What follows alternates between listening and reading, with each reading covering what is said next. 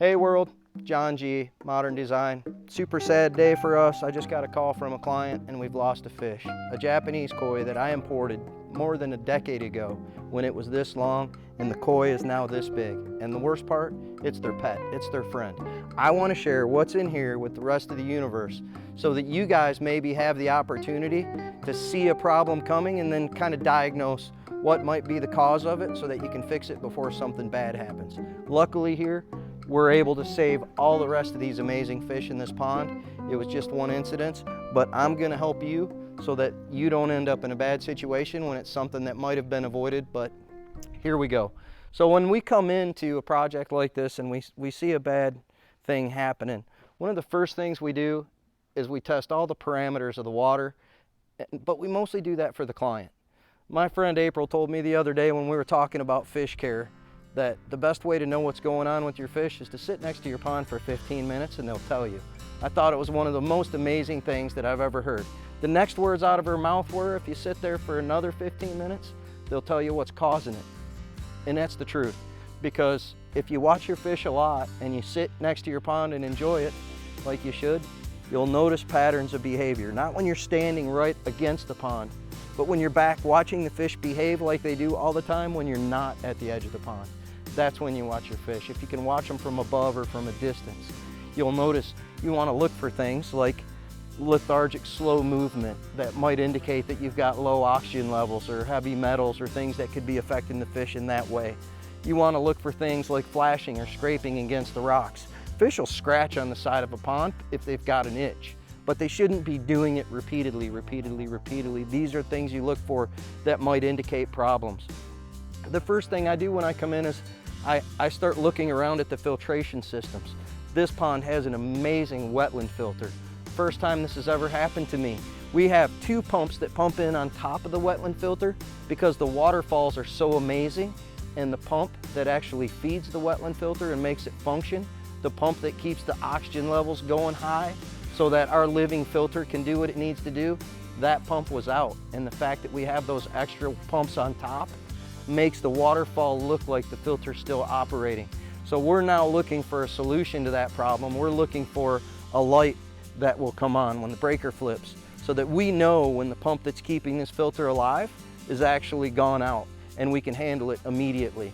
When we get a call from somebody that has a potential problem like this, we drop what we're doing. This isn't something you deal with later, this is something you deal with now. We come, we figure it out, we figure out that the pump's out in the wetland filter.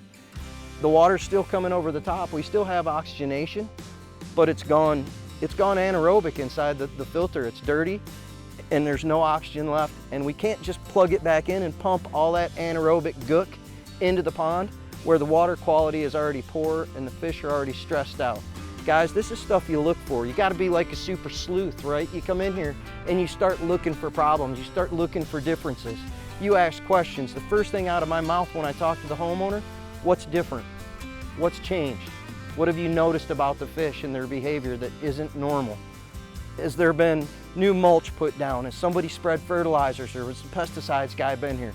I want to know what's going on recently that may have affected the actual situation going on in this pond, because it can be the smallest of things that make changes in your ecosystem and it affects your fish.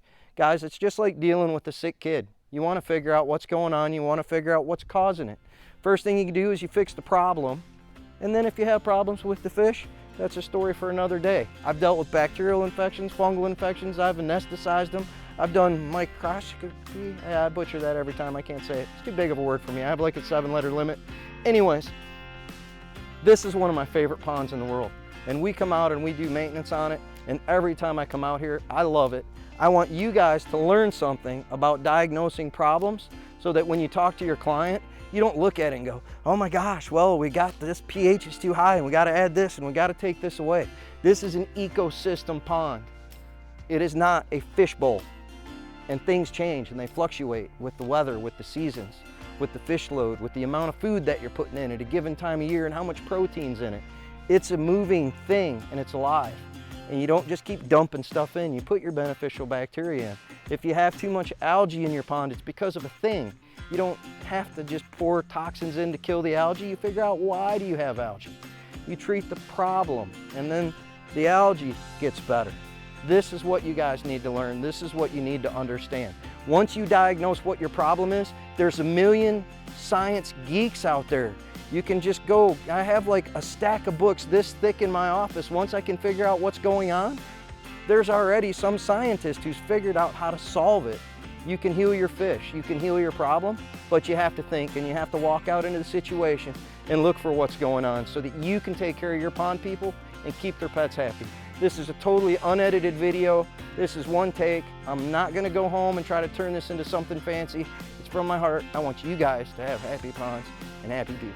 What I wanna know is, I can't answer all the questions in the world. What kind of troubles have you run into with your pond? Ask me some questions down there in the comment section. I want to interact with you. Tell me how I can take my quarter century of knowledge and help you in your pond journey, because I want to share with you. And if you like our channel, hit the subscribe button. It's over there somewhere. Give us a thumbs up if you liked it. If you hate it, give us a thumbs down. Just do something. Appreciate you watching. Follow my boys on Facebook and you'll get to see all these good looking young men in ponds with their shirts off. If you're lucky, just saying bye.